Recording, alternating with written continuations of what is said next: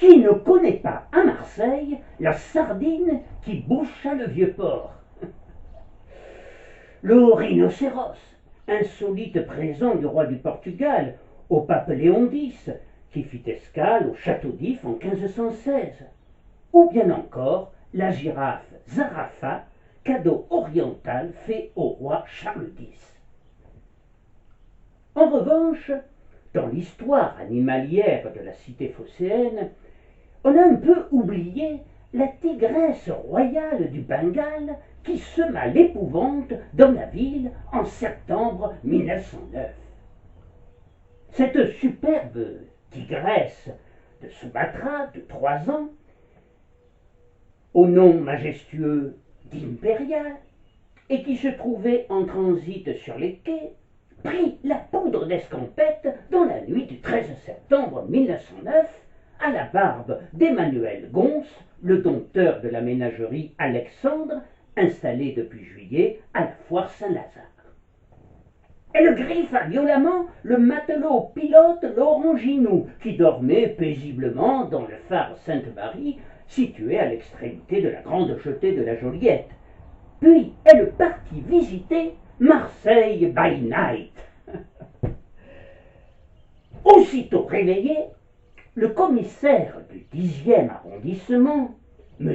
Cochonnet, et le préfet, Marcel Grégoire, décidèrent d'envoyer des agents cyclistes sur place.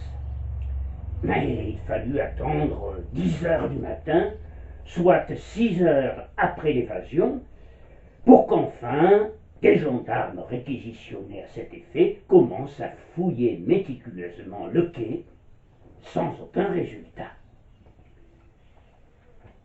Tout ce remue-ménage provoqua une grande agitation et la nouvelle parcourut la ville à la vitesse d'un tigre à la poursuite de sa proie.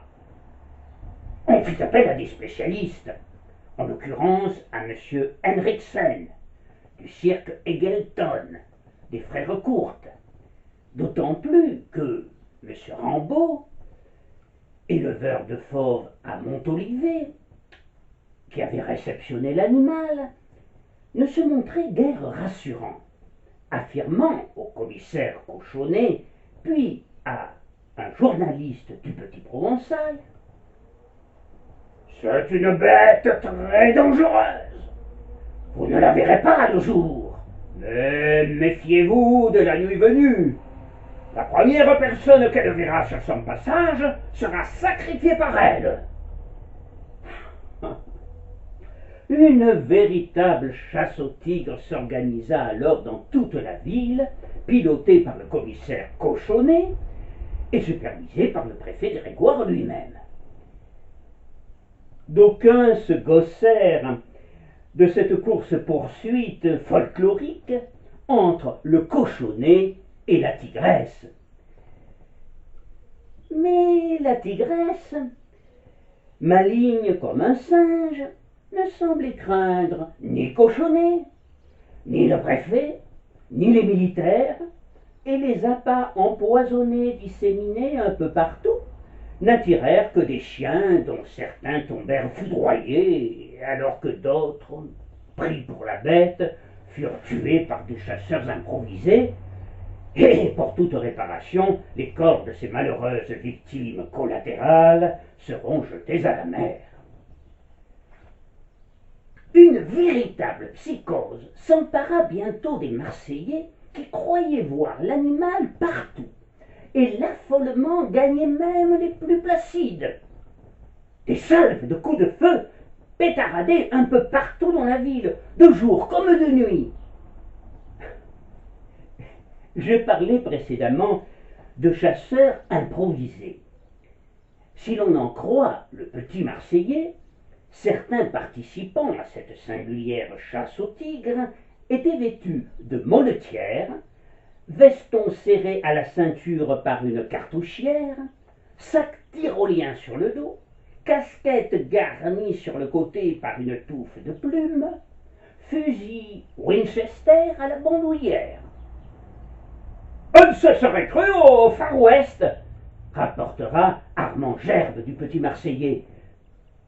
Mais fusil, on privilégiait toutefois la capture au moyen de filets.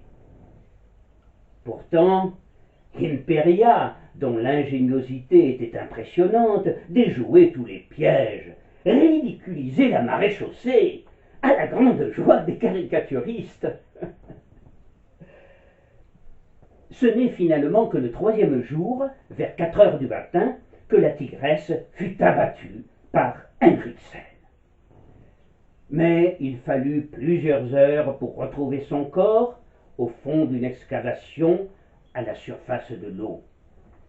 C'est aussitôt un cri de joie dans la population, et plus de 100 personnes se précipitèrent pour voir de leurs propres yeux le cadavre qui fut ramené sur une barque et déposé sur les quais de la Joliette.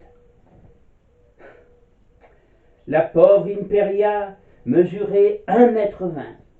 Elle était très impressionnante et ses blessures étaient visibles.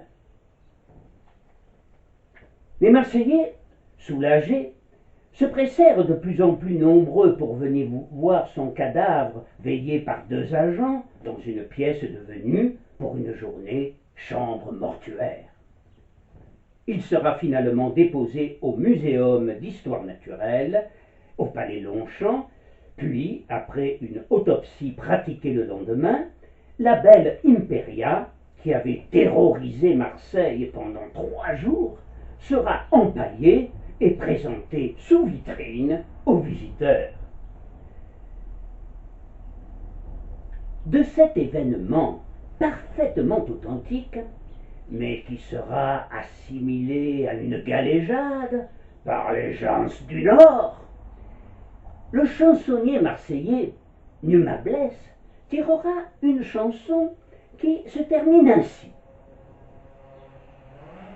Tartarin, sur sa porte, raconte à tout venant que cette bête est morte de peur en le voyant, tout simplement. Merci et à bientôt.